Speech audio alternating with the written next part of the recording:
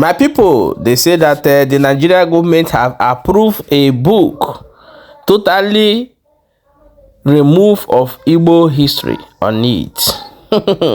One book could also also for the internet as we dey talk right now, and this book, from A to Z of that book, you can never see a place mentioned Igbo or any state in Igbo land in the history of Nigeria. Is that mean that truly the Biafra have gotten their independence, or are the Nigerians now seeing the Igbos as Biafrans? Because I don't understand what is actually happening here. But however, we will leave them as this our brother TikTok am. My people, as it dey happen right now, they say that they don't sue Soludo. Say Soludo go pay almost 2 billion naira for locking on the Chairman market. That's for locking their shop for the Chairman market. We will bring the videos, go show, and I'm gonna see how it they go. Stay tuned for more updates. You know, Igbos are the most worthless tribe in Nigeria. Yeah, you heard it. Igbos are the most worthless tribe in Nigeria. Get angry all you like, but they are just all mouth and no depth, just mouth. Because if they are not, why should this be happening in Nigeria right now? Why should this be happening? You know how they told us that they removed history from the Nigerian curriculum because they didn't want sentiment, you know, because of the war, the civil war. But history just got reintroduced to the Nigerian educational system. And guess what? Guess what they put inside here? See, before now, my son came and asked me, I said, Dad, I thought Igbos were the third biggest tribe in Nigeria. I said, yes. He said, how come there is no Igbo in their history book? I was shocked. I took their book and I looked at it. All the history of all the major tribes in Nigeria. We have the Hausa state, Kanuri Empire, Nupe, Igala, Yorubas, Bini Kingdom, Efik, Niger Delta, and Shekiri. No Igbo. For a tribe that has almost 5 to 6 states in Nigeria, no Igbo whatsoever. The painful part of it is that, you see this Efik here?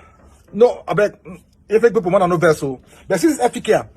Then put them on purpose. It was put here on purpose to let the Igbos know that we know what we are doing and we are worthless. I don't want to talk about the people that wrote the book, but this is the junior secondary school revised. This is the junior secondary school revised standard edition, JS1. You know, the funny part is that our biggest flex as Igbos is just 2 things: to build houses and paint them white so we can show them every December on Twitter, on social media, and of course name our children Jewish names. That's the only thing that we know how to do best right now.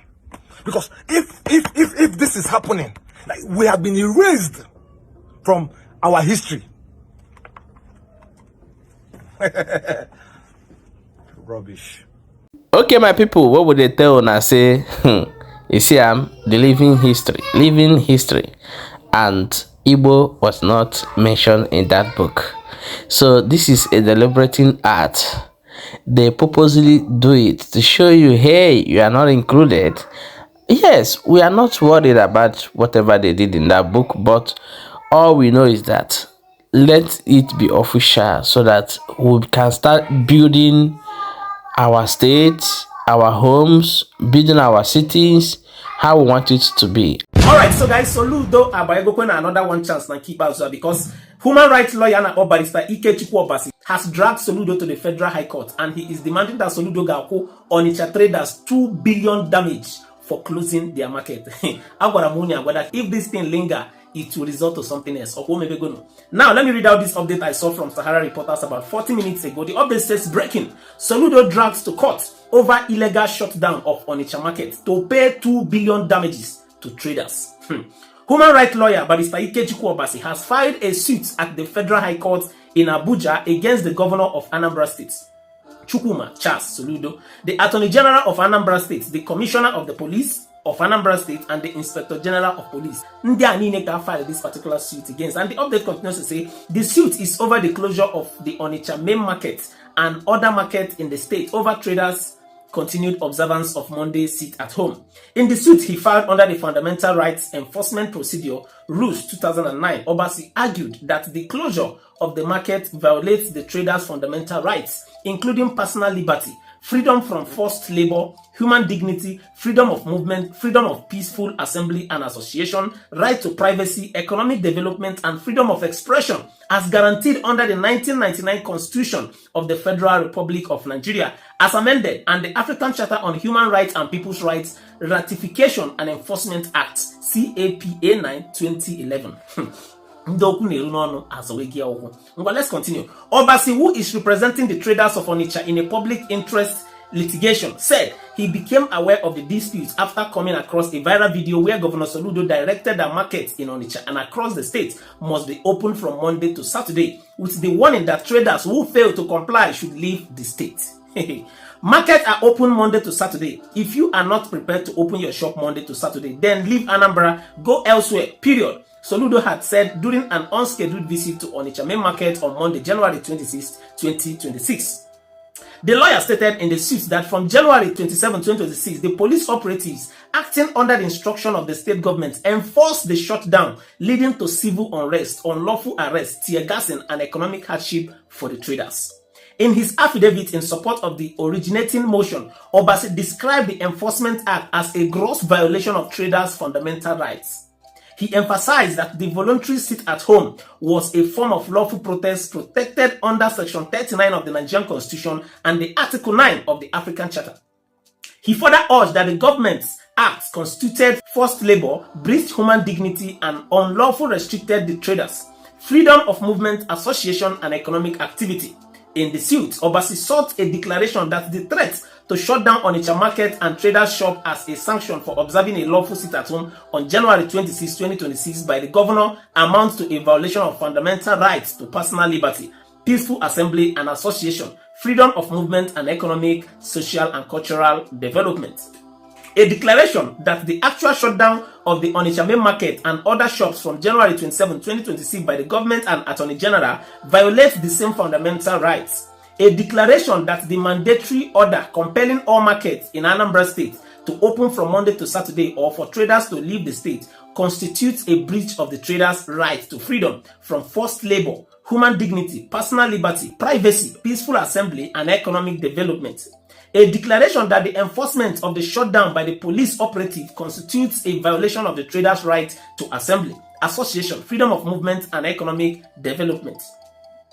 A declaration that any continuous shutdown of the Onitsha main market as a sanction for observing the lawful sit-at-home amounts to a violation of the traders' fundamental rights. A declaration that observing the lawful sit-at-home is an exercise of the traders' fundamental right to peaceful protest and lawful expression. A declaration that clamping down on voluntary and lawful sit-at-home activities violates the traders' rights to privacy, peaceful protest, and lawful expression.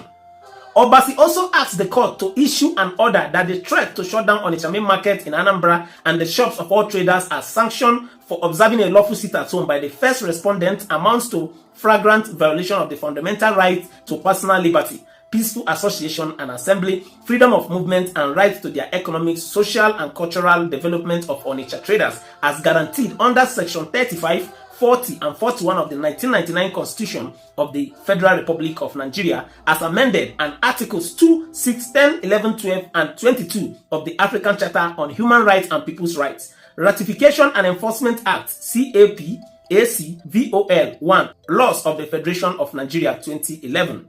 An order that observing a lawful sit-at-home is an exercise of the Onitsha traders' fundamental rights to peaceful protest and lawful expression guaranteed under Section 39 of the 1999 Constitution of the Federal Republic of Nigeria as amended, and Article 9 of the African Charter on Human and People's Rights, Ratification and Enforcement Act, CAPA 9, VOL 1, Laws of the Federation of Nigeria 2011. An order of injunction mandating the first and second respondents, the governor and attorney general, to rescind the order for the shutdown of Onitsha market and to further restrain the third and the fourth respondent, their officers, agents, servants, privates, or acting through any person or persons, however, so called, from further enforcing the illegal shutdown. Obasi also demand 2 billion naira in damage against the governor who engaged the police to force the unlawful act of violating the traders' fundamental rights. He further demanded 50 million in damages against the Commissioner of Police in the state, the IGP, and their officers for engaging in an unlawful act of violating the traders' fundamental rights. In his written address supporting the originating motion, Obasi cited case law, emphasizing that the general damage may be awarded for violations of fundamental rights, particularly where action by authorities result in economic and psychological harm to affected individuals. So, una funa kusi adabara muni agwada this thing, if it lingers, nando waitera okanoche will come out to stand for these traders. These people are being oppressed by the government because they have nobody to speak for them. Thank God that human rights lawyers, those who know the rights of every citizen, those who know what it means to have your own rights, you understand what it means to own a personal business, and somebody comes to shut it down for you, telling you that if you don't want to trade, you should go to other states. These people are beginning to speak out, and they are now being concerned about what is happening in Anambra State.